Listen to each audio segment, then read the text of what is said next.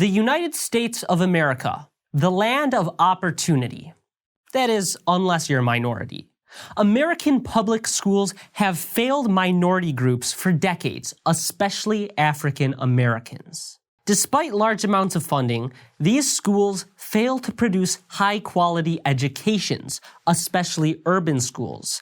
Black high school students in America have a 59% graduation rate, the lowest among any ethnic group in America.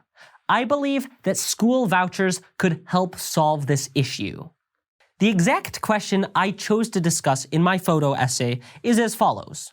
How would school vouchers and school choice impact minority education in America? As many of us know, America ranks very highly in terms of educational spending. However, our results are not appropriate when it comes to the cost, and I believe that school vouchers could help improve education in America, especially among minority groups. Originally, I planned to discuss homeschooling students and the voucher systems, how that might affect them. But after receiving feedback, I felt it was more appropriate to discuss one specific group and one specific community and one specific issue. So I decided to focus on minorities receiving poor education, especially in urban communities, and how the voucher system might impact them. I was interested in the initial topic because I was homeschooled my whole life, and I knew that many homeschoolers might not have opportunities because they can't afford it. However, I still consider myself a stakeholder in the second topic that I chose to discuss in length because I believe education is the most important thing in terms of the future of America. If minorities are not provided with equal, high-quality educational opportunities, then America will never be great again. Although I was originally interested in the initial topic due to being homeschooled, when I changed my topic, I was shocked to learn that I had already several friends who had been directly impacted by school voucher systems. I felt that it was an amazing coincidence that my new topic had already made me several interesting research connections. I believe every American is a stakeholder in the second topic. I believe that the quality of education determines the quality of the future for the whole world. The target audience that I chose to reach with my photo essay, School Vouchers, the Key to Minority Education, was voting-aged Americans, especially those in poor urban communities. If I were to pick one specific group of the target audience, it would be African Americans in these urban communities. However, I believe it takes all races to come together and bring about systemic change. I chose to reach out to this target audience because I believe it is imperative for pro-voucher politicians to be elected. Unless pro-voucher politicians are elected, minorities in urban cities will never receive access to high-quality education.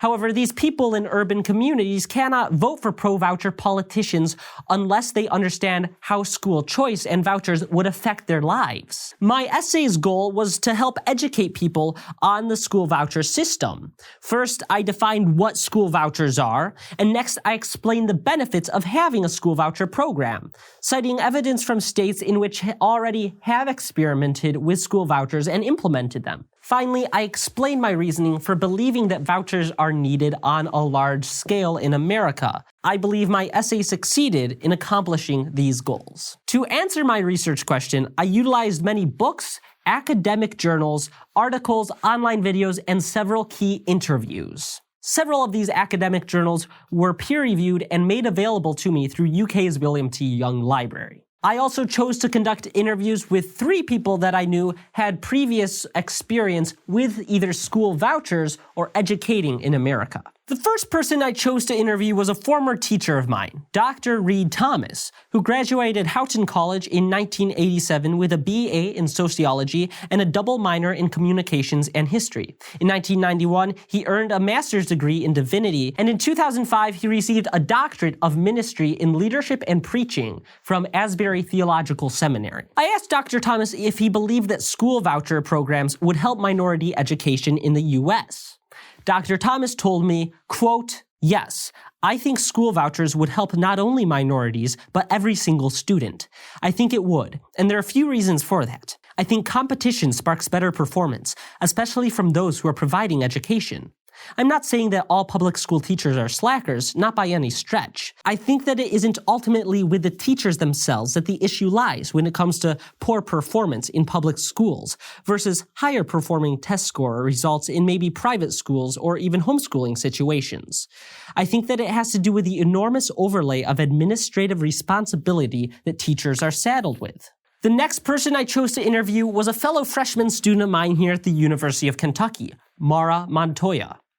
Mara Montoya partook in a school voucher system in high school in Ohio. When asked if the school voucher system had a positive impact on minorities or diversity in her school, this is what Mara had to say. We definitely had a way more diverse population of minorities in our school. The third person I chose to interview was a very good friend of mine, Sarah Ortiz. She explained that places with school vouchers made homeschooling and private schools more accessible to her and other minorities who had been sold out by politicians. Quote, I think if homeschooling and private schools were made more accessible to minorities, it would give them a better chance in the real world. My interview with Dr. Reed Thomas gave credibility to my essay, as it provided an educated opinion on vouchers.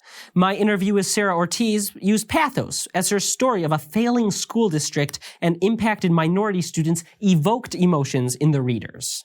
And finally, my interview with Mara combined ethos and pathos, as her interview provided emotion, a first-hand experience with vouchers, but it also gave credibility to the essay. One interesting fact I discovered while researching the topic came from a segment of The Larry Elder Show. According to Larry Elder, there are 13 public schools in Baltimore where 0% of the students are proficient in math. These alarming statistics are due partially to the lack of competition to public schools. But despite the reasonings for this, I found this fact very interesting. I knew that urban schools were bad, but I'd never done enough research in this specific topic to understand the severity of the situation. My favorite visual I used in this essay was a graph I made highlighting the discrepancies between white students who attend underfunded schools and black students who attend underfunded schools.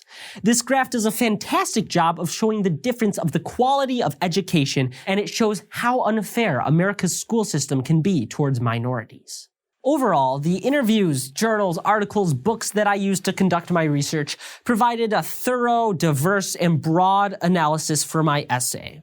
The last question I'd like to address today is what one element of my final project is that I'm very proud of and why, and what one element is that I think I could still improve. The main thing that I'm proud of is everyone that I interviewed. I was not initially expecting to interview 3 people. I was planning on 1 person, maybe 2 if I got very lucky. But I was exhilarated when I had so many of my friends and former teachers decide that they would like to be interviewed and had something important to share. I'm very proud of the opinions and facts that they provided. And if I hadn't done this specific topic, I don't think that these opinions from fellow students or former teachers might necessarily be heard. So I'm very proud that I was able to interview them and provide an outlet for what they thought about this topic. And then one thing that I'm not exactly not proud of, but I think could definitely use improvement is some of my graphics. I think they could use some improvement, especially the quotes where it's just, a picture of someone blurred with a quote. I think I could have done a better job on that. And not to be superficial and say that pictures are the most important thing, but they do say pictures are worth 1,000 words, and it was a photo essay. So I think the photos could use some improvement, but overall, I'm proud of this project, especially about how many people came out and supported me interviewing them and gave their opinions. I'm just very proud of how this turned out. Thank you.